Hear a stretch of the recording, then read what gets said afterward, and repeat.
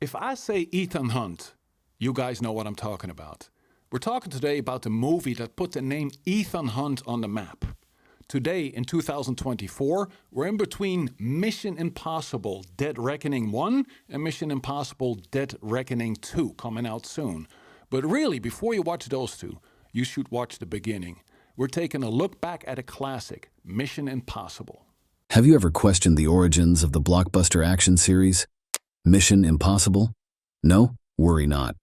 Let us go back to 1996 and explore how it all began.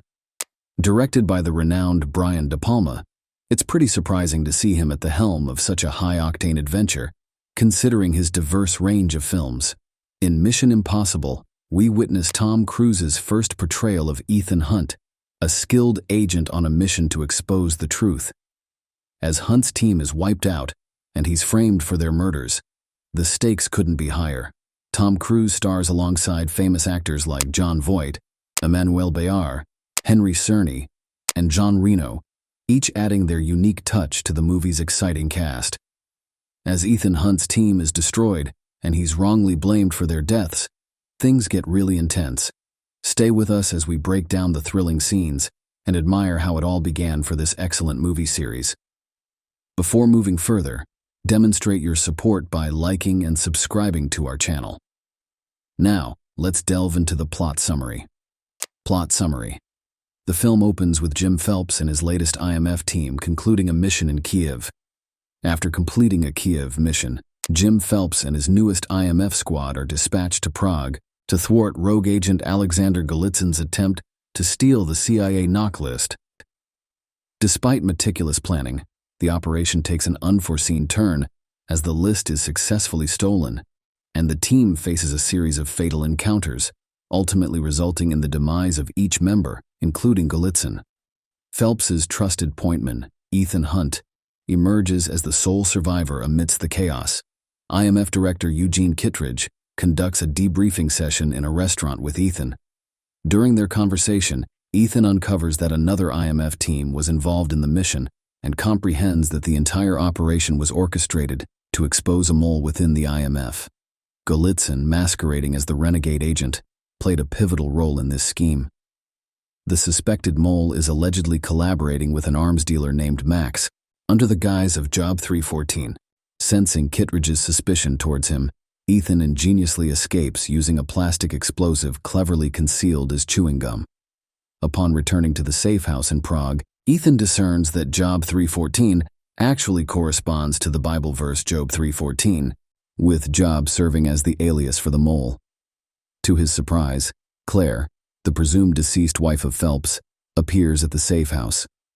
She reveals that Phelps had warned her of their compromised situation before his demise, facilitating her escape. Ethan organizes a rendezvous with Max to alert her that her knock list is counterfeit and embedded with a tracking device. Despite Max's initial doubt, they successfully evade a raid by Kittredge's team. Ethan persuades Max that he can procure the genuine knock list in exchange for $10 million and the revelation of Job's true identity. Hunt and Claire enlist the help of two ousted IMF agents, Luther Stickel, a skilled hacker, and Franz Krieger, a helicopter pilot. They successfully infiltrate the CIA headquarters in Langley, securing the genuine list, and escape to London. During the operation, Krieger seizes the floppy disk containing the list, but Ethan outsmarts him into surrendering it, later entrusting it to Stickel for safekeeping. Kittredge manipulates Ethan by falsely arresting his mother and uncle to draw him out. Aware of the ploy, Ethan contacts Kittredge from a payphone, strategically allowing the IMF to trace the call. Unexpectedly, Phelps reemerges, claiming to have survived the earlier encounter and revealing Kittredge as the mole. However, Ethan deduced Phelps's betrayal upon discovering a crucial detail linking him to a past assignment in Chicago. Playing along, Ethan feigns trust in Phelps and orchestrates a plan to exchange the list with Max aboard the TGV train to Paris, all while discreetly inviting Kittredge to the rendezvous. On the train, Ethan guides Max to the list, directing her to the baggage car where the money and job are stashed. Meanwhile, Stickel employs a jamming device to thwart Max's attempt to upload the list to her servers. Claire heads to the car to retrieve her cut of the money from Phelps, only to realize that Ethan is disguised as him. When the real Phelps arrives and forcibly takes the money, Hunt streams a live video of the encounter to Kittredge, revealing Phelps as the traitor. Despite Claire's pleas, Phelps murders her and makes his way to the train's roof where Krieger awaits with a helicopter. Ethan thwarts Phelps's escape by tethering the helicopter to the train, sending them into the Channel Tunnel. Using explosives, he destroys the chopper, eliminating Phelps and Krieger. Kittredge apprehends Max and retrieves the knock list from Stickel. Ethan and Stickel are reinstated into the IMF, though Ethan hesitates about rejoining the team. On the flight home, an attendant discreetly offers him a new mission as team leader. Box office with ultimate success.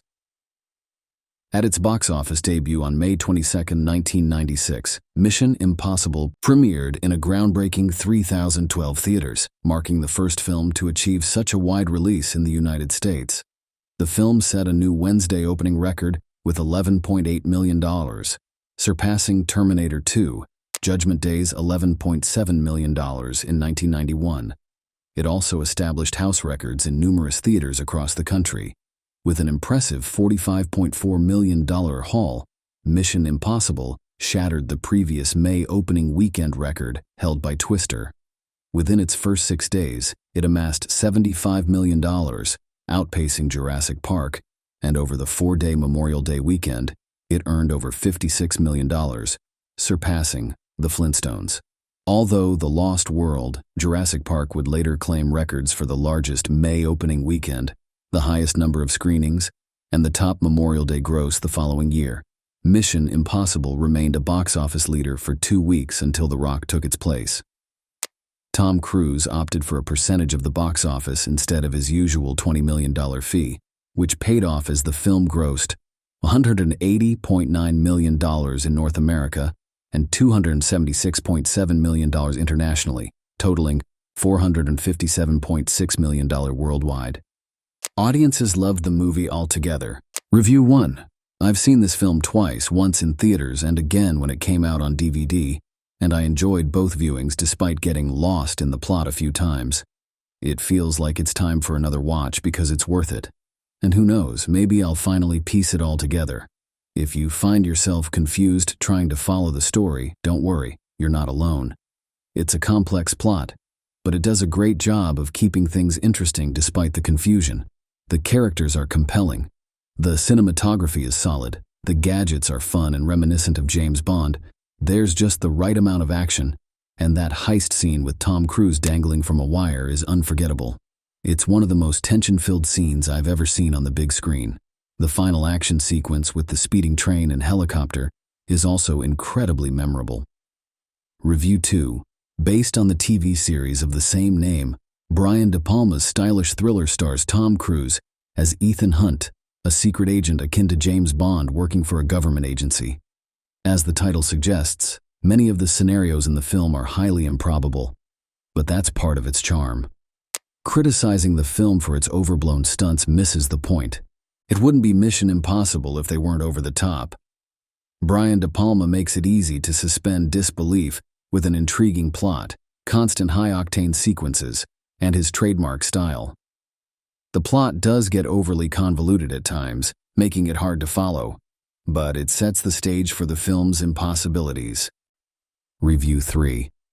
I thoroughly enjoyed this film, despite its deviation from the TV series. I understand why some may dislike the departure from the original, but some genuinely standout sequences are here.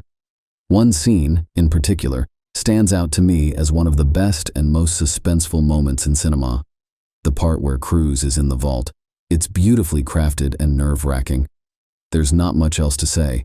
It's an action movie, and a good one. That concludes today's video. Remember to hit the like and bell buttons if you found it enjoyable. Keep an eye out for our upcoming video. Until then, take care.